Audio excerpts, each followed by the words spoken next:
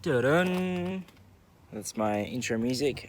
Just packed the car for a shoot that I mentioned in my last video that I'm doing today, which is to film a workshop happening for George's. We're going to pre-record it and then live stream it later, so that way we retain the quality and we're able to edit it and add sound effects and a whole bunch of stuff. So I'm heading to that, and in Australia here we have hit summer, so it is super hot. But yeah, let's go. I could go around the world, finest diamonds, precious pearls, they'd all turn to dust in my hand. 7 wonders, city streets, ocean air and mountain peaks, they are not the finest in the land.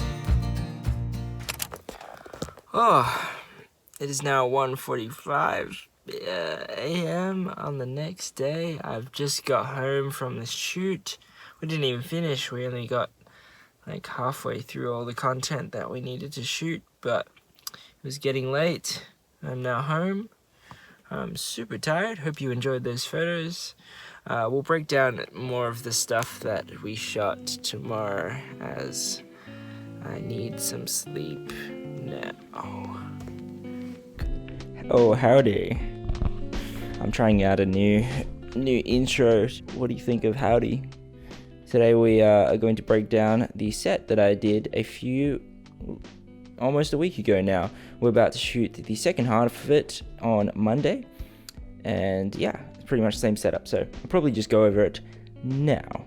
So we started off with the workshop. It is for Sony, George's, and for Rising Sun Workshop, which is a restaurant here in Sydney. It's really good if you want to check it out. Anyways, we're shooting a food photography workshop, as I mentioned earlier. So we got to shoot with all Sony cameras. So we had an FS5 Mark II as the A cam, B cam A7 III, C cam A7S III, D cam A7C, and E cam A7R4. They all had various lenses on it, such as the 90mm, 70-200, 16-35, 24mm, and 50mm 1.4 Zeiss. And yeah, that was really good. In regards to audio, we're not looking to do anything so crazy, so I just used my Rode Wireless Go's and they were fantastic. The only thing, I forgot to charge them the day before, so we did have to charge them mid-shoot, which was a little annoying. And I wish I had 2 sets, but unfortunately you can't have everything, so that was that. We tried out the shotgun mic, but it just picked up a bit too much background noise with all the fans and the ovens going on. Nonetheless, it was pretty good. And the lighting, I got to try out the new Aputure P300C, which is not really new anymore, but it was my first time actually using it on a set, which, first of all, I was pretty skeptical of this light in the fact, just for my own use. I don't think I need it because it's RGB and I don't really need the RGBness. But what was great is that you can actually, it's bi-color as well, so you can adjust your temperature, which was perfect because we wanted a warmer feel than 5600 Kelvin. So I changed all the lights to 3600 Kelvin. And we used that as our key light, which was great, with the softbox on it, with the grid.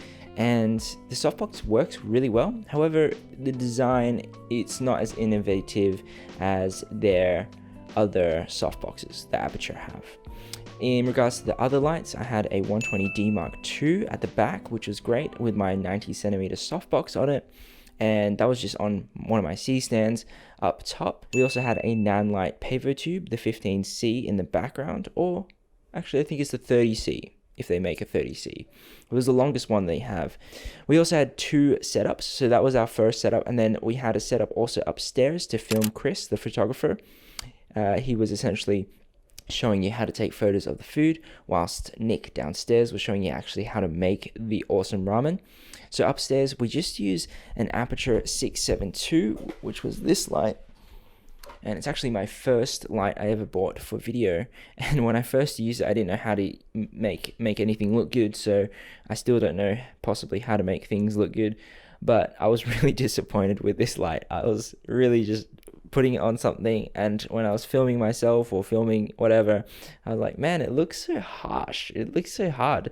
But we're starting to figure that out as I got this 180 centimeter soft umbrella, and I bounced that against that for the key, and we just used a 120D Mark II or Mark 1 at the back just to give some accent to the bike.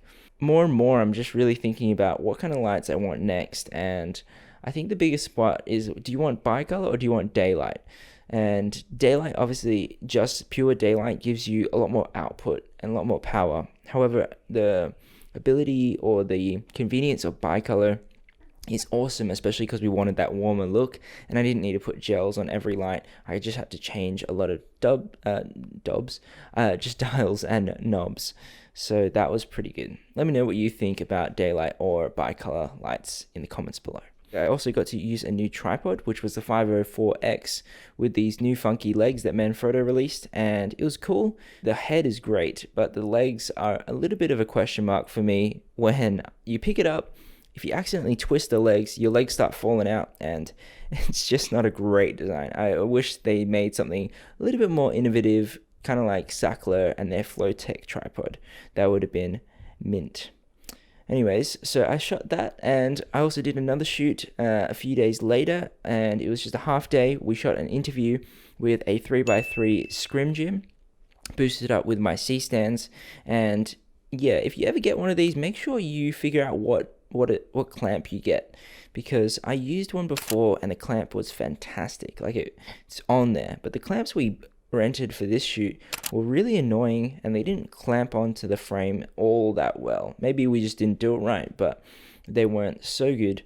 But the shoot turned out well nonetheless. We shot on A7S2s, and we had 2 of them with Samyang lenses and the throttle. For the key light, we just used the sun, and we set up the 120D, and the director, Joey, he was essentially looking at the light, and he's like, okay, can you turn it on? And it was already on. Yeah, 120D in the sun doesn't really do that much. So we also had a silver reflector, but we didn't have, it was actually the Scrim gym material, so we just put that on top of a reflector and used the clamps, like these clamps, and they worked like a charm. These ones are like $5 maybe from Bunnings. They're like super handy to just have. I also used them as well because the clamp on the Scrim gym didn't work all that great, so I used these and another C-stand just to clamp it to the Scrim gym. So these are super handy. But yeah, other than that, I'm super thankful that I don't have to edit that one, and I do have to edit the really long workshop that we're doing, so I'll probably have to start on that. Anyways, thanks so much for watching, and if you have any questions, as always, pop them in the comments below. I'm about to do a firmware update on my C200, so wish me luck, and I'll see you in the next one. Bye! I could go around the world, finest diamonds, precious pearls, they'd all turn to dust in my hand. 7 wonders, city.